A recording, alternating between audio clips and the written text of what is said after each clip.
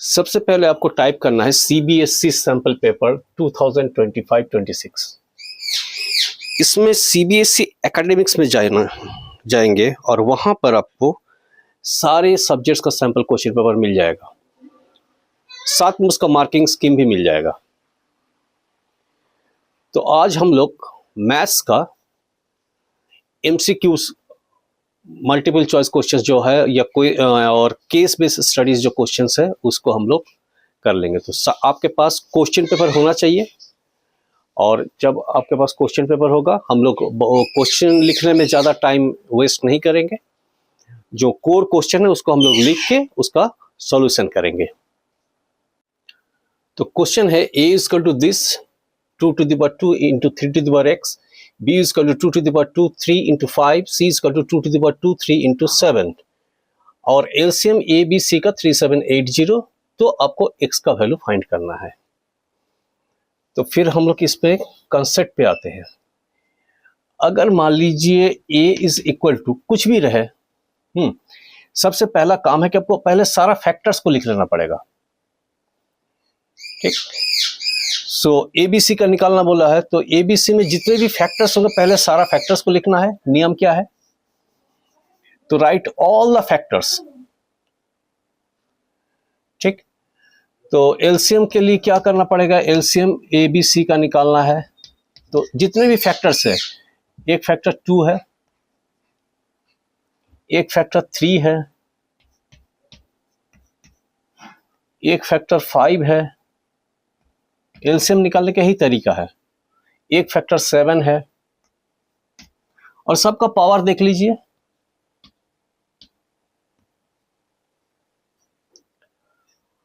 और इससे ज्यादा फैक्टर्स है नहीं, 2 है, 3 है, 5 है, 7 है।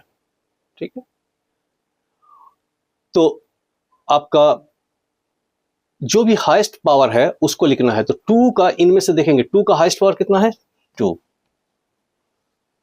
3 का हाईएस्ट पावर ये 1 है, 1 है, 1 है, ये x, तो ये x ही होगा 3 का हाईएस्ट पावर। ठीक है, क्योंकि 1 से कम तो होगा नहीं।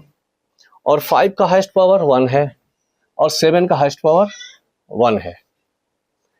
और एलसीएम का वैल्यू दिया हुआ है, तो इसका वैल्यू कितना हो जाएगा? 4 into 5 20, 20 into 7 140 into 3 to the power x। तो 140 into 3 to the power x is equal to 3780। So 3 to the power x is equal to 3780 by 140। 3780 by 140 cut गया। So 7। So 3 to the power x is equal to 27। So 3 to the power x is equal to 3 to the power 3, यानी x is equal to आपको 3 आ गया।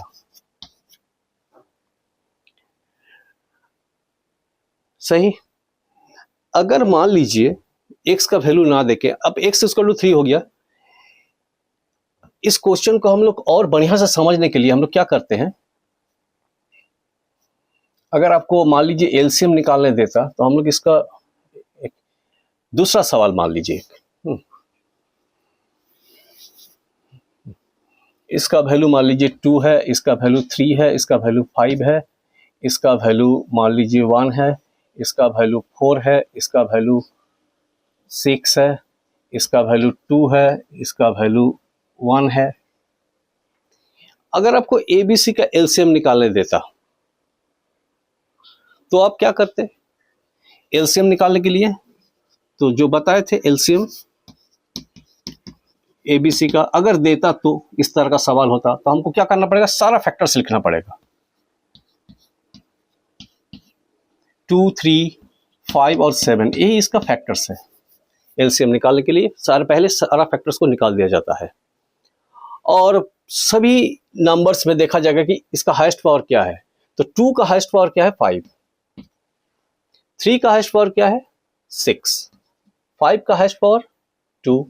7 का highest power 1। तो अगर इस संख्या का एलसीएम निकालने देता तो आपको ये आता। तो होप आपको क्लियर हो गया। नेक्स्ट क्वेश्चन है shortest distance of 2 3 from Y axis. तो क्या होगा देख लीजिए, ये आपका वाई एक्सिस है, ये आपका एक्स एक्सिस है, और ये पॉइंट यहाँ पर 1 है, यहाँ 2 है, यहाँ 3 है, 1 2 3 4, ठीक है। और ये 2 3 पॉइंट यहाँ पर होगा, ये पॉइंट 2 3 होगा, ये है 1, ये है 2 3, 1 2 3 4 so on. So Y axis से इसका दूरी कितना है, वाई एक्सिस से इसका दूरी है 2 यूनिट, और एक्स एक्सिस से इसका दूरी कितना है 3 यूनिट। यानी वाई एक्सिस से कोई कोऑर्डिनेट का दूरी जो होगा वो एब्सिसा का वैल्यू देगा, और एक्स एक्सिस से कोई पॉइंट का दूरी जो होगा वो आपको ऑर्डिनेट बताएगा। पहला वाला को बोलते हैं एब्सिसा, दूसरा वाला को ऑर्डिनेट। तो वाई एक्सिस से इस पॉइंट की दूरी 2 यूनिट है, यानी इसमें जो है एक्स कोऑर्डिनेट, आपका यहाँ एक्स कोऑर्डिनेट क्या है, एक्स कोऑर्डिनेट है 2 और वाई कोऑर्डिनेट क्या है 3। तो वाई एक्सिस से जो दूरी होगा वो एक्स कोऑर्डिनेट का वैल्यू से हमको पता चल जाएगा। और अगर एक्स एक्सिस से पूछता तो एक्स एक्सिस से जो दूरी होगा इस पॉइंट का, तो आपको जो वाई कोऑर्डिनेट होगा वो आपको दे देगा इस पॉइंट का दूरी एक्स एक्सिस से। यानी एक्स एक्सिस से दूरी के लिए, वाई एक्सिस के दूरी के लिए, Y axis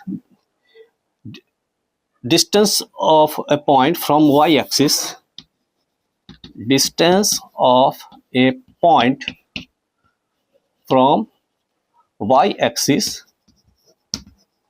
is x coordinate,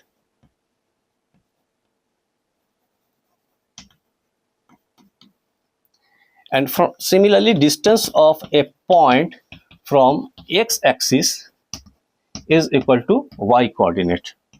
और इस सबका एक नाम है, x कोऑर्डिनेट का नाम है एब्सिसा और y कोऑर्डिनेट का नाम है ऑर्डिनेट। सो आपका आंसर क्या हो जाएगा, y कोऑर्डिनेट से आपका दूरी जो होगा वो 2 यूनिट होगा। क्वेश्चन नंबर 3 में ये दिया हुआ कि ये दोनों लाइन पैरेलल नहीं है, they are not parallel. Okay, तो k का आपको वैल्यू पता करना है, वैल्यू नहीं पता करना है, k क्या होगा आपको उसमें से ऑप्शन फाइंड करना है। तो पैरेलल नहीं है तो मतलब this by this is not equal to this by this, means coefficient of x का जो रेशियो होगा which is not equal to coefficient of y का रेशियो। दैट मीन्स यहाँ पर कोएफिशिएंट ऑफ x का रेशियो क्या है 3/2, it must not be equal to y का कोएफिशिएंट्स का रेशियो। सो y का कोएफिशिएंट्स का रेशियो क्या हो जाएगा 2k/5। So this implies cross multiply करने से ये हो जाएगा 15 is not equal to 4k। So your 15/4 is not equal to k. So your option is going to be k is not equal to 15/4। अगर parallel होता तो ये equal हो जाता, ठीक है।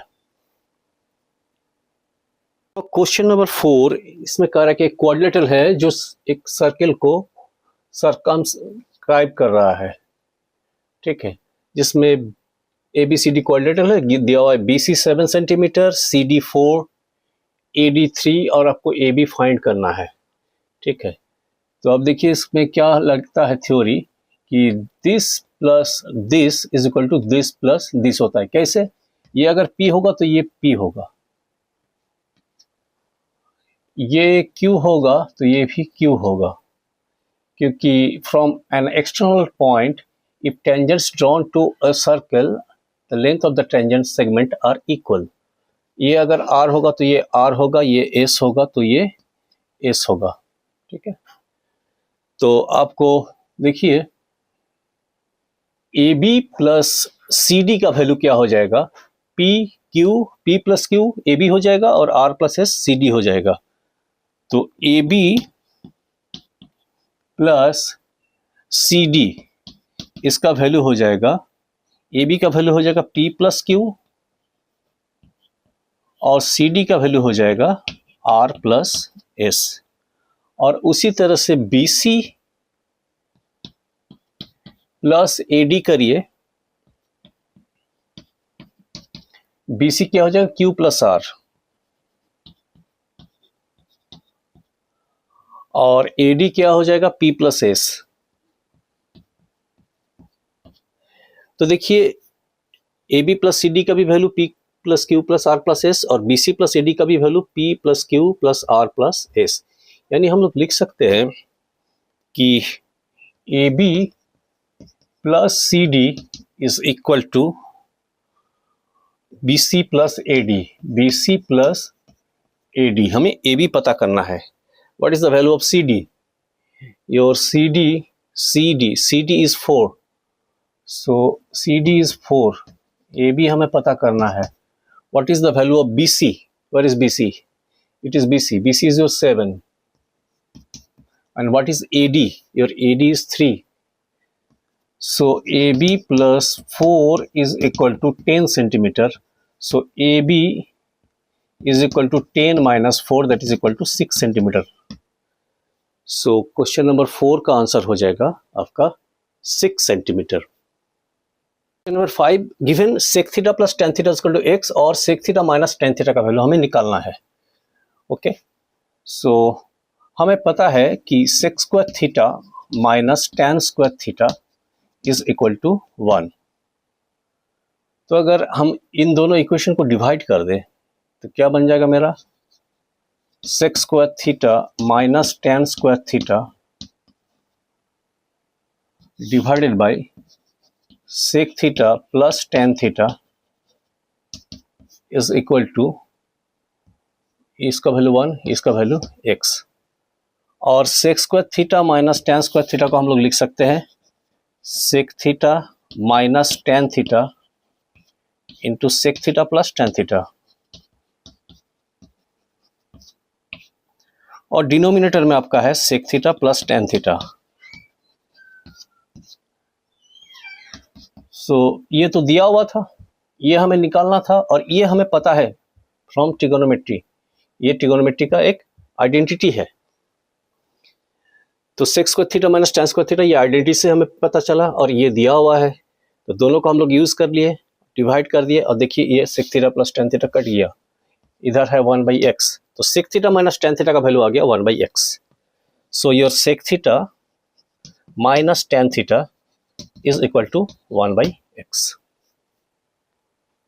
क्वेश्चन नंबर 7, क्वेश्चन नंबर 7 में ये सब डॉटेड एरिया का रीजन पता करना है, एरिया पता करना है, ये सब डॉटेड एरिया का। तो ये डॉटेड एरिया जो है आपका, ये देखिए ये एक आपका सेगमेंट है, एक सेगमेंट ये, और इसको डबल कर देंगे तो दूसरा सेगमेंट का भी एरिया निकल जाएगा। ये एक सेगमेंट ये, तो ये दो सेगमेंट यहां पर है, तीसरा ये, चौथा सेगमेंट आपका ये, पांचवा सेगमेंट आपका ये, और छठा सेगमेंट आपका ये, सातवां सेगमेंट आपका ये, और आठवां सेगमेंट आपका ये।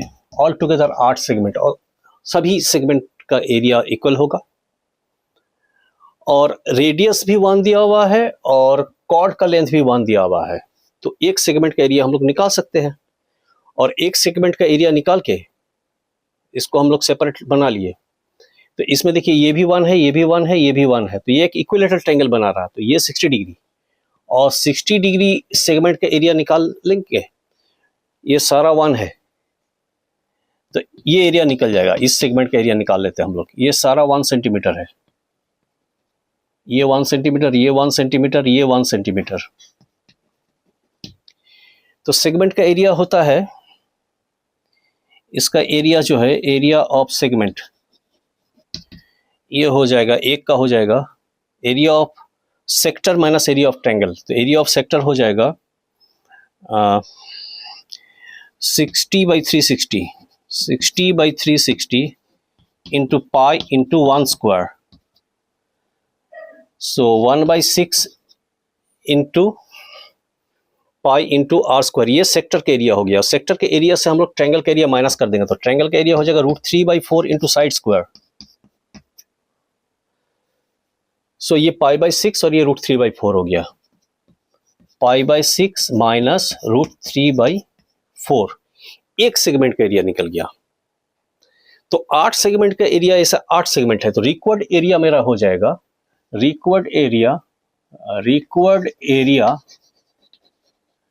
हो जाएगा 8 into area of one segment, and area of one segment is π/6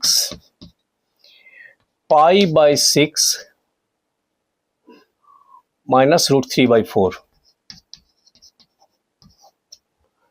तो आपका ये हो जाएगा, 8 सेगमेंट का एरिया निकल गया। तो जो हमको पूछा गया वो एरिया आपका हो जाएगा 8 इंटू π/6 माइनस √3/4। नेक्स्ट क्वेश्चन है, a pair of dice is tossed, find the probability of not getting 8। तो एक पेयर ऑफ डाइस को जब हम लोग टॉस करते हैं तो हमारा पॉसिबल आउटकम्स कितना होगा, 36 आउटकम होगा, क्योंकि 1-1 आ सकता है, 1-2 आ सकता है, इसी तरह करके 1-6 आ सकता है, ये पॉसिबल आउटकम्स हुआ।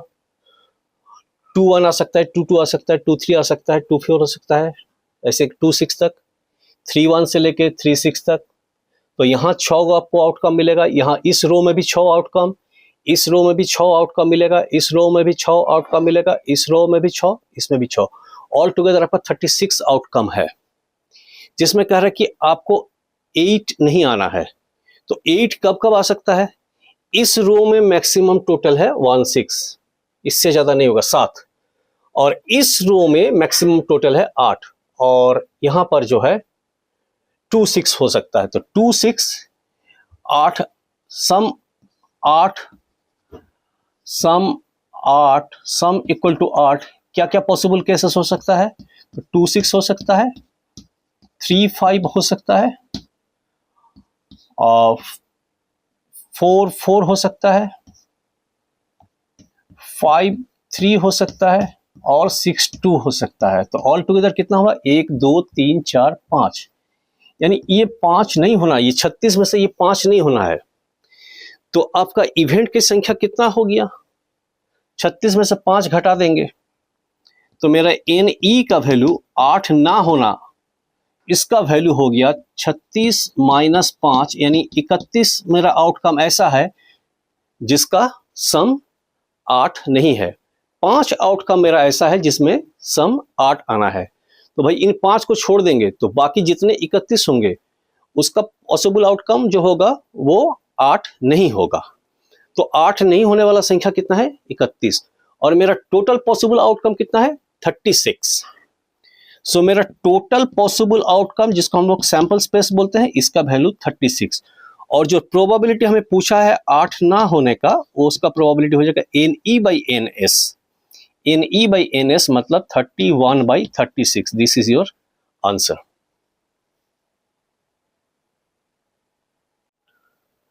ये जो है दिया हुआ है 2 sin 5x is equal to √3, और इसमें आपको x का वैल्यू फाइंड करना है, और दिया हुआ है एक जो x जो है वो फर्स्ट क्वाड्रेंट में लाई कर रहा है, x जो है वो फर्स्ट क्वाड्रेंट में लाई कर रहा है, यानी x का मैक्सिमम वैल्यू 0 से 90 डिग्री तक ही हो सकता है।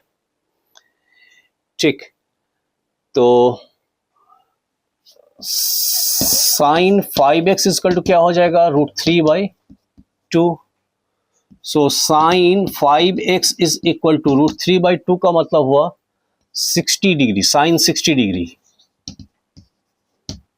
सो 5x is equal to 60 degree, और x इज इक्वल टू 60/5, यानी x is equal to 12 degree. ठीक है, और x कह रहा है कि फर्स्ट क्वाड्रेंट में लाई करेगा। थोड़ा सा क्वेश्चन हम लोग का आंसर तो आ गया, लेकिन यही क्वेश्चन अभी इन लोग में थोड़ा सा गड़बड़ हो गया है, देख लीजिए। ठीक है, यहाँ पर sin 5x ये लोग से थोड़ा सा चूक हो गया। ये x बोल रहा है कि फर्स्ट क्वाड्रेंट में लाई कर रहा है, एक्चुअली नहीं, 5x फर्स्ट क्वाड्रेंट में लाई करेगा। sin 5x is equal to √3/2, और साइन 5x, यहाँ थोड़ा सा सीबीएसई से गड़बड़ हो गया, साइन 120 भी होता है। साइन 5x साइन 120 का भी वैल्यू √3/2 होता है। तो 5x is equal to 120 degree, so x is equal to 120/5, ठीक है, 5 10 यानी 24 डिग्री। x का वैल्यू 24 डिग्री भी आ सकता है, ठीक। तो खैर ये आपका 11 में है, इसका पढ़ाई होगा, इसीलिए हम लोग इस पर जाएंगे नहीं, लेकिन खैर जो सही जानकारी भी आपको देना मेरा काम है। तो साइन 60 डिग्री का ही वैल्यू √3/2 ऐसा नहीं होता है, साइन 120 का भी वैल्यू √3/2 होता है यहाँ, लेकिन हम लोग का पढ़ाई 90 डिग्री तक ही होता है, इसीलिए हमें पता नहीं। जैसे हम लोग 11 पहुंचेंगे तो हमें 120 डिग्री इक्वल टू √3/2 होता है, ये हमें पता चल जाएगा। तो अगर 11 का बच्चे से पूछता है तो वो 5x का वैल्यू साइन 120 भी वो लिखेगा, तो इससे आपका x का वैल्यू 24 डिग्री आएगा। और ये x जो है, ये आपका जो गिवन कंडीशन है कि x का वैल्यू 0 से 90 डिग्री के बीच आएगा, तो वो भी सेटिस्फाई कर रहा है ये, क्योंकि ये 24 डिग्री जो है वो 0 डिग्री से ज़्यादा है और 90 डिग्री से कम है। तो यहाँ से थोड़ा सा सीबीएसई का चूक हो गया। नेक्स्ट क्वेश्चन बहुत इंटेलिजेंट क्वेश्चन है।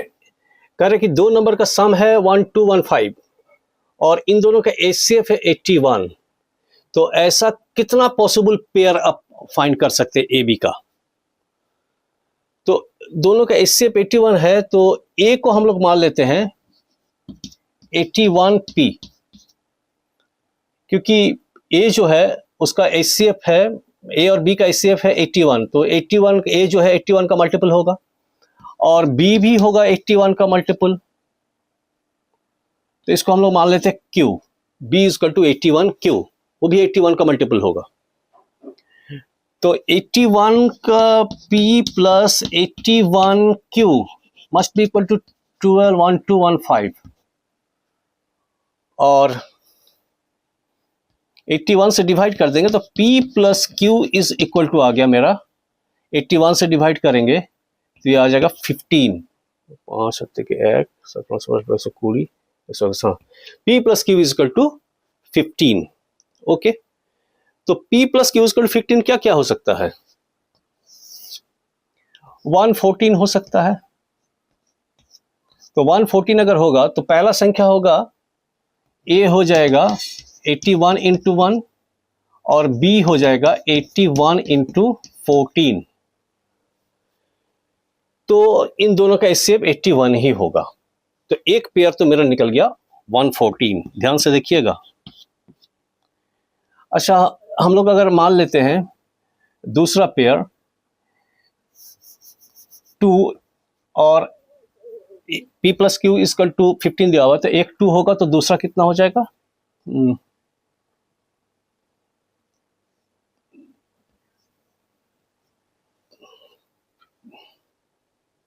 तो एक 2 होता है तो दूसरा 13, तो पॉसिबल है एक संख्या हो जाएगा 2 इंटू 81 और दूसरा हो जाएगा 13 इंटू 81, ठीक है। तो पहला पेयर जो होगा मेरा 81 इंटू 1 और B का वैल्यू हो जाएगा 81 इंटू 14 और दोनों कैल्शियम 81। दूसरा पेयर हो जाएगा 81 इंटू 2 और 81 इंटू 13।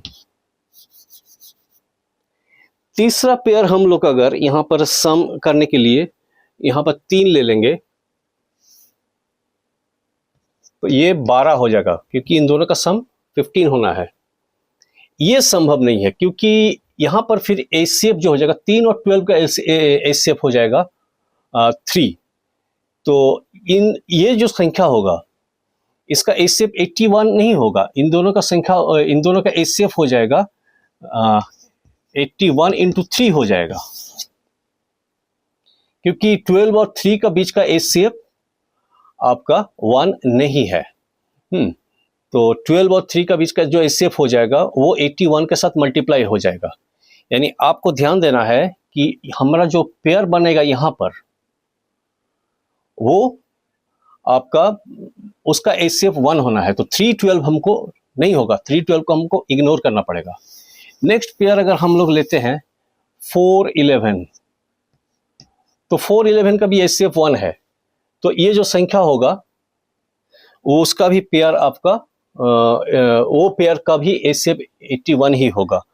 तो नेक्स्ट पेयर जो होगा मेरा 81 इंटू 4 और 81 इंटू 11, तो ये दो संख्या जो होगा आएगा, उसका HCF भी 81 होगा और सम भी आपका आ जाएगा 1215। ओके, अब आगे देखते हैं। 4 11 है, 5 10 ये भी नहीं हो सकता क्योंकि 5 और 10 का HCF 1 नहीं है। फिर 6 9 ये भी नहीं हो सकता क्योंकि इसका HCF 3 है। 6 9 के बाद 7 8 ये हो सकता है, 7 8। तो चौथा संख्या मेरा निकल जाएगा, चौथा पेयर जो है 81 इंटू 7 और 81 इंटू 8। ठीक है, तो 7 8 आगे जाने का जरूरत नहीं है क्योंकि नेक्स्ट पेयर जो होगा वो 8 7 हो जाएगा। ठीक है, 8 7, फिर 9 6, 8 7 में तो हम लोग लिख ही लिए हैं 8 7 का पेयर जो है। फिर 9 6 नहीं होगा, फिर 10 5 भी नहीं होगा। ठीक है, यानी अब हमें और पेयर नहीं मिलने वाला है क्योंकि अब ये संख्या बढ़ गया, ये संख्या घट रहा है, तो फिर पुराना ही स्थिति आ जाएगा, मेरा जो पेयर जो है पुराना ही पेयर मिल जाएगा। तो ऑल टुगेदर हमें इस तरह का जो संख्या हुआ 4 गो मिला, 4 पेयर मिला, जिसका सम तो होगा 1215 और जिसका HCF होगा 81। देखिए इसका वैल्यू निकालिएगा और इसका वैल्यू निकालिएगा। ठीक है, इन दोनों संख्या का HCF तो 81 होगा और रफ में देखिए इनको मल्टीप्लाई करके देखिए कितना आता है, इनको मल्टीप्लाई करके देखिए कितना आता है। देखिएगा आपका इसका सम 1215 आ रहा है। ऑल टुगेदर हमें जो है ऐसा 4 पेयर मिलेगा, 4 पेयर्स। ठीक है, कैलकुलेट करके देख सकते हैं। देखिए कोई भी एक रैंडमली निकाल लीजिए। हाँ, देखिए इसको मल्टीप्लाई करिए 4 इंटू 81, देखिए क्या 324 आया ये संख्या। 81 इंटू 11 ये आ गया 89, ये पेयर को कर रहे हैं, तो इसका सम जरूर 1215 आना है। ठीक है, 5 देखिए 1215 आ गया। किसी का भी करिएगा इसमें। हाँ, ये संख्या निकालिए, ये संख्या निकालिए मल्टीप्लाई करके और सम करिए, देखिए 1215 आएगा और इन दोनों का HCF भी 81 आना है। ठीक है, 2 13 लिए, 3 और 12 को नहीं लिए क्योंकि 3 और 12 लेते तो उसका HCF 81 से ज़्यादा हो जाता, उस केस में HCF हो जाता 81 इंटू 3। तो यहाँ देखना पड़ेगा कि ये जो पेयर है 2 और 13 इसका HCF 1 होना है, 14 और 1 का भी 1 ही होगा, 4 11 का भी 1 ही होगा, 7 और 8 का भी 1 ही होगा। यानी हमारा 4 पॉसिबल नंबर्स हमें पता है ऐसा मिलेगा जिसमें सम तो उसका 1215 होगा और वो नंबर्स का जो HCF होगा वो 81 होगा। क्वेश्चन है, एक कोण का एरिया ऑफ द बेस दिया हुआ है 51 और वॉल्यूम 85 सेंटीमीटर क्यूब और आपको हाइट निकालना है। एकदम सिंपल प्रॉब्लम है। So volume is equal to 85 is equal to 1/3 और एरिया पाई स्क्वायर जो एरिया ऑफ द बेस है ये 51 दिया हुआ है और हाइट निकालना है 317 जा। सो 85/17 हो जाएगा आपका हाइट। सो सिंपल, सो 17 5 जा। सो हाइट आपका 5 सेंटीमीटर निकल गया। तो नेक्स्ट क्वेश्चन में दिया हुआ है, ये एक पॉलिनोमियल है, क्वाड्रेटिक पॉलिनोमियल जिसका रूट्स 0 है, जीरोज आर इक्वल। तो इक्वल रूट्स के लिए d इज इक्वल टू 0 होगा। That means b² minus 4ac b² minus 4ac is equal to 0 implies b² is equal to 4ac। सो b² तो positive है, so b² by 4 is equal to ac, यानी ac का value जो है ये positive है। तो AC का वैल्यू पॉजिटिव होगा तो बोथ अगर A और C पॉजिटिव होगा तब भी AC पॉजिटिव होगा और both A and C negative होगा तब भी ए सी का वैल्यू पॉजिटिव ही आना है, क्योंकि बी स्क्वायर बाई 4 ये एक होल स्क्वायर है, ठीक है, इसका वैल्यू 0 से ज़्यादा ही होगा। सो बी स्क्वायर ए स्क्वायर है, बी का वैल्यू कुछ भी हो, माइनस हो प्लस हो, स्क्वायर कर देंगे तो वो प्लस ही होगा, तो प्लस बाई प्लस ये प्लस ही होना है साइन इसका। तो AC जब AC का साइन जब प्लस है तो आइदर A प्लस है तो C भी प्लस होगा, और A माइनस है तो C भी माइनस होगा, यानी A और C का सेम साइन होगा। A and C must have same sign. Question number 15, mathematics शब्द में भावेल की प्रोबेबिलिटी दिया हुआ है 2/2x + 1, ये दिया हुआ है मैथमेटिक्स वर्ड में। तो x का वैल्यू फाइंड करना है। तो मैथमेटिक्स वर्ड में ऑल टुगेदर कितना लेटर है? 1 2 3 4 5 6 7 8 9 10 11 टोटल लेटर, यानी टोटल पॉसिबल आउटकम इज 11। और टोटल भावेल, भावेल की प्रोबेबिलिटी निकालना, तो भावेल की संख्या A E A I, यानी 2 A है, एक E है, एक I है, ऑल टुगेदर 4। यानी अगर हमें भावेल निकालने देता मैथमेटिक्स वर्ड से तो हमारा प्रोबेबिलिटी निकल जाता भावेल का, हम लोग कैलकुलेट करके निकाल लेते, भावेल का प्रोबेबिलिटी क्या हो जाता 4/11। और ये दिया हुआ है 2/2x + 1 होगा, तो ये दोनों बराबर होगा, तो हमें x का वैल्यू फाइंड हो जाएगा। तो 2 इसको इधर लिख देते हैं, 4/11 = 2/2x + 1, क्रॉस मल्टीप्लाई करने से 4 × 2x + 1 = 2 × 11,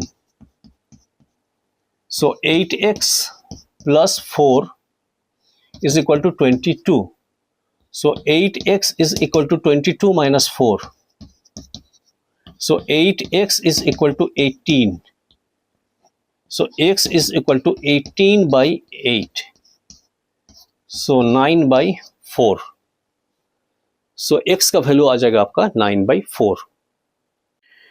अब आपको 4 पॉइंट दिया हुआ है, A90 X910, तो ये पॉइंट हो गया एक, 90 पॉइंट हो गया, ये हो गया 90। दूसरा पॉइंट है 9x9 - 6, x + 9 y - 6, तो ये पॉइंट हो जाएगा 9 - 6। तीसरा पॉइंट है -90, ये है -90, ये पॉइंट। और चौथा -9 + 6, ये पॉइंट, -9 + 6। और इसको ज्वाइन करने से आपको ये A90, आपका B9 - 6, ये B, C आपका -90, ये C और ये D, सो AB BC CD AD, ये कौन सा लाइन है भाई? ये एक पैरेललोग्राम है, so it is going to be a parallelogram. सो आप देख सकते हैं पैरेललोग्राम का, आपको अगर लॉजिक पूछ रहा है, अगर आपको दिमाग में लॉजिक है, तो देखिए ये लाइन जो है ये परपेंडिकुलर है और ये भी परपेंडिकुलर है। तो परपेंडिकुलर टू ये लाइन जो है ये परपेंडिकुलर टू एक्स एक्सिस, ये भी लाइन जो है perpendicular to X axis, that means they are parallel first. तो ये पैरेलल है, और इनका यहाँ से यहाँ का दूरी है आपका 6 यूनिट, ये 6 यूनिट है और ये भी 6 यूनिट है।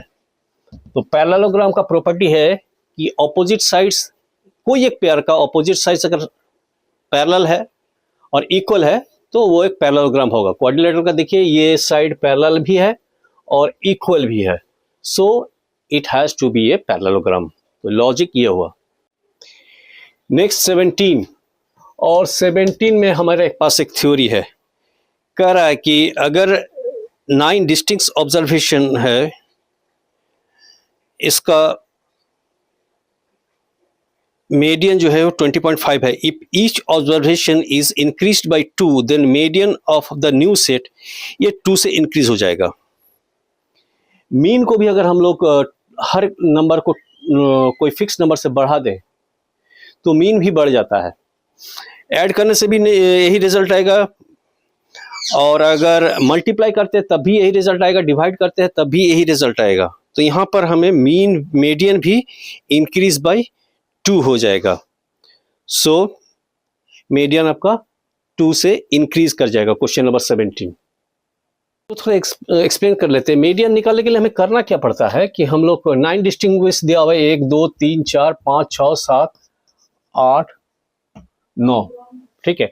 तो जो बीच वाला संख्या होता है वो मीडियन होता है। तो बीच वाला संख्या क्या है, पांचवा संख्या होगा, 1 2 3 4 5, ये होगा आपका मीडियन, ठीक है। तो अगर सब में हम 2 ऐड कर देते हैं तो ये मीडियन का भी सबको 2 ऐड कर दिए, तो यहाँ पर हो जाएगा e+2, और बाकी सब में 2 ऐड किया हुआ है। तो ये अपना जो बीच का पोजीशन है ये तो ये शिफ्ट नहीं हो रहा है, सब 2 से ऐड हो गया है, इधर भी इधर भी।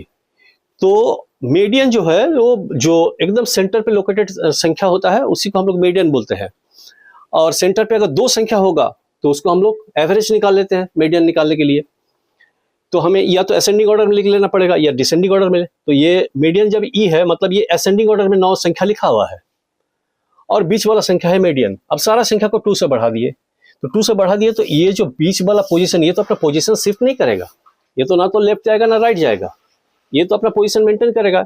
सबका 2 बढ़ा दिए तो बीच वाला संख्या वही मीडियन होगा। तो यही 2 बढ़ाने से भी यही मीडियन रहेगा, 2 घटाने से भी यही मीडियन रहेगा। 2 को अगर मल्टीप्लाई करेंगे हर संख्या से तो ये तो अपना पोजीशन शिफ्ट नहीं करने वाला है, तो वो भी मीडियन वही रहेगा। ओके, सो मीडियन का पोजीशन वो अपना जो सेंट्रल पोजीशन जो जहां पकड़ा हुआ है वो अपना पोजीशन ना तो राइट में कर रहा है ना लेफ्ट में कर रहा है। यानी मीडियन हर संख्या को अगर 2 से ऐड कर दे तो मीडियन उतना ही रहेगा, क्योंकि मीडियन जिस पोजीशन पे वो बैठा हुआ है उसी पोजीशन पे 2 ऐड करने पर भी बैठा रहेगा। So median will be increase by 2। ये एक आसान सवाल है। एक सर्कल है जिसका रेडियस 9 है और सर्कल का सेंटर से 41 सेंटीमीटर दूरी पे एक पॉइंट P है और उस पॉइंट P से इस सर्कल के ऊपर एक टेंजेंट ड्रॉ किया गया है। तो उस टेंजेंट सेगमेंट का लेंथ पता करना है। तो हमें पता है कि टेंजेंट जहाँ पर टच करता है सर्कल को वहाँ पर अगर हम सेंटर को ज्वाइन करेंगे तो जो रेडियस बनेगा वो रेडियस टेंजेंट के ऊपर परपेंडिकुलर होगा। तो ये सिंपल पाइथागोरस हम लोग निकाल सकते हैं। बेस हमें निकालना है तो base is equal to hypotenuse का स्क्वायर 41 का स्क्वायर माइनस परपेंडिकुलर का स्क्वायर 9 स्क्वायर। सो 1681 माइनस 81 ये हो जाएगा 1600। सो ये हो जाएगा 40 centimetre. Next question assertion reasoning का। The number 5 to the power n cannot end with the digit 0. There are n natural number where n is the natural number. तो 5 का कुछ भी पावर ले लीजिए, 5 का पावर 1 होगा तो 5, 2 होगा तो 25, 3 होगा तो 125। देखिए हर नंबर जो है 5 का कितना भी पावर ले लीजिए हर नंबर एंड कर रहा है 5 से। Okay, a number ends with 0 if it is its prime factorisation contains 2 and 5। ये भी सही है, ठीक है, ये भी सही है, बोथ आर करेक्ट। और यस यहां पर क्या कह दिया, both are correct and R is the correct explanation of assertion A. ये भी सही है, यानी A is your correct option. 20 cos a plus cos square A equal to 1 ये दिया हुआ है, और आपको sine square A plus sine to the power 4a equal to क्या 1 होगा। इफ दिस, तो क्या ये 1 होगा, तो हमको इसे प्रूफ करना पड़ेगा कि 1 है कि नहीं।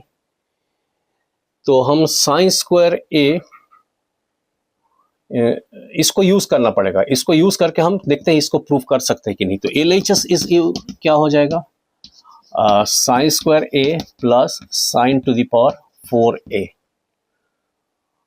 और साइन स्क्वायर ए यहां से हमको मिल जाएगा 1 minus cos square A. So cos A is equal to 1 minus cos square A, that is sine square A. तो साइन स्क्वायर ए हमको कॉस ए मिल गया इस इक्वेशन से जो दिया हुआ इससे गिवन है। तो साइन स्क्वायर ए की जगह हम लोग कॉस ए लिख सकते हैं, तो ये हो जाएगा cos A plus sine to the power 4a, तो ये हो जाएगा साइन स्क्वायर ए का होल स्क्वायर।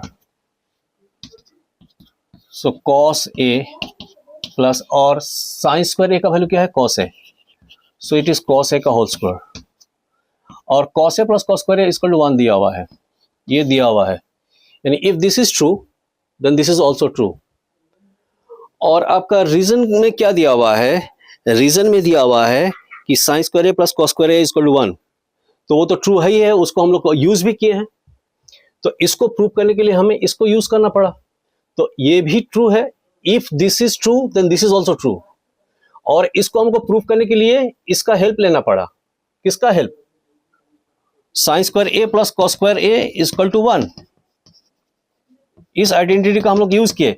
ये आइडेंटिटी अगर हम लोग यूज ना करते, ये तो ट्रू है ही है, और ये अगर ये आइडेंटिटी हम लोग यूज ना करते तो हम ये प्रूव नहीं कर पाते। यानी रीजन सही है, इसीलिए असर्शन सही है, इससे ये प्रूफ हो सकता है। यानी अगेन आपको ए इज द करेक्ट ऑप्शन।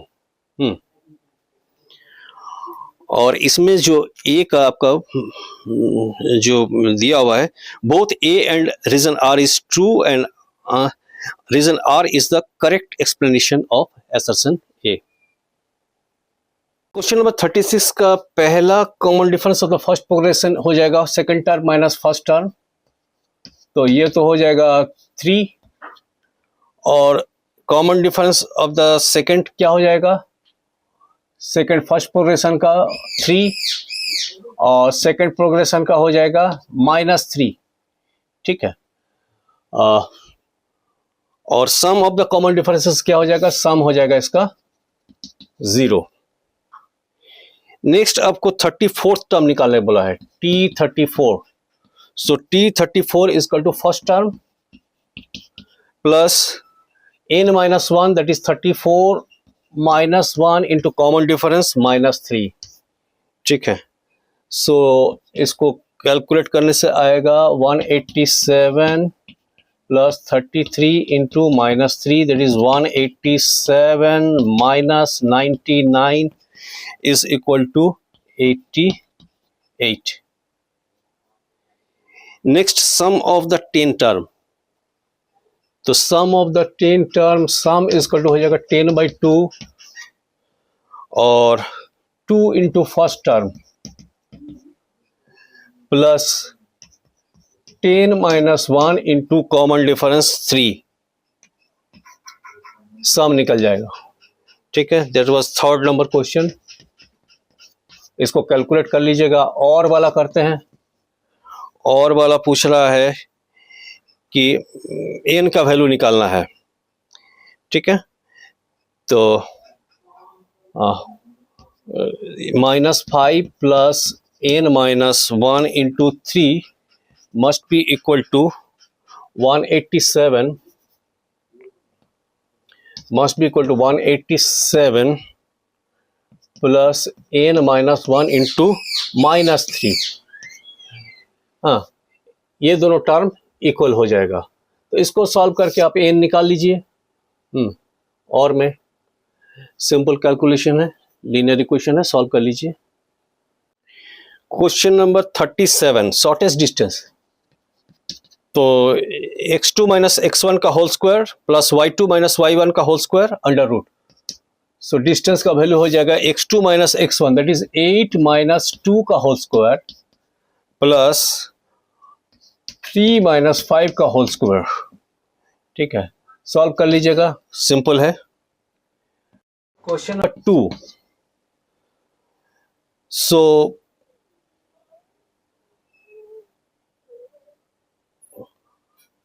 ये हो जाएगा coordinate of q is 4 4, coordinate of q is 4 4 और the mid point of pair is 5 4।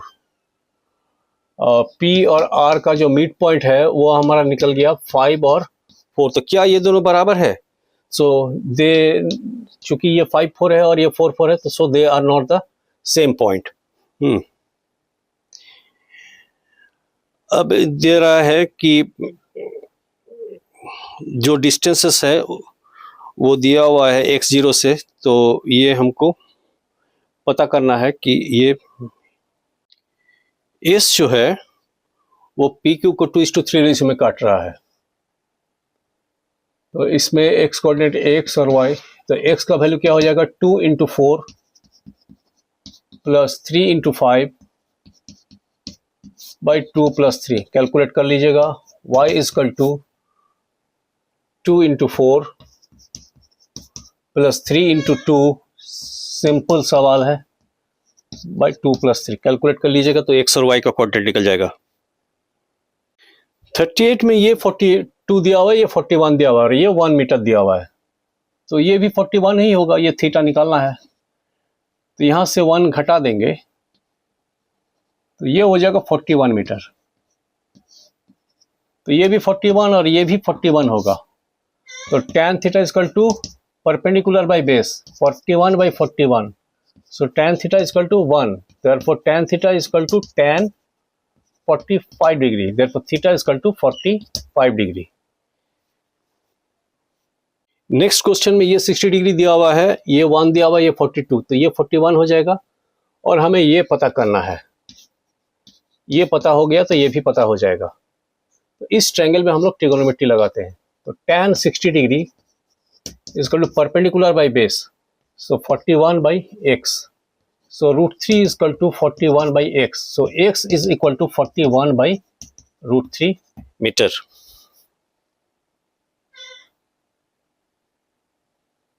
So next question में यहाँ पर ये 42 है, तो ये आपका 1 मीटर है, तो ये 41 हो जाएगा। ये आपको पता करना है। सो ये 41 है, ये 45 डिग्री है, 30 डिग्री है, ये 41 है, 45 डिग्री है, तो ये राइट आइसोसेलेस ट्रायंगल होगा, तो ये भी 41 हो जाएगा। ये x हो जाएगा, तो ये डिस्टेंस जो हो जाएगा हम यहाँ PQ मान लेते हैं और इसको R मान लेते हैं। तो PQ जो होगा वो हो जाएगा 41 + x, क्योंकि ये भी x हो जाएगा। और tan 30 degree is equal to perpendicular by base, tan 30 degree is equal to perpendicular is your 41 और base is your 41 + x। tan 30 degree is your 1/√3 is equal to 41 divided by 41 + x। Cross multiply करने से 41√3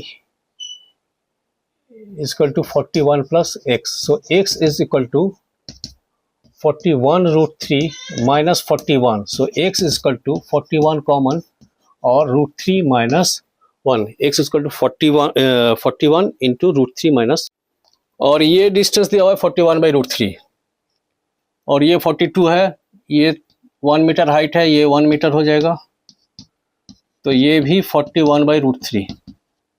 तो हमें परपेंडिकुलर भी पता है, बेस भी पता है और ये एंगल पता करना है। तो tan theta equal to perpendicular by base 41 divided by 41/√3, ये √3 ऊपर चला जाएगा, so tan theta equal to 41 divided by 41 into √3, so tan theta equal to √3, tan theta equal to tan 60 degree, therefore theta is equal to 60 degree.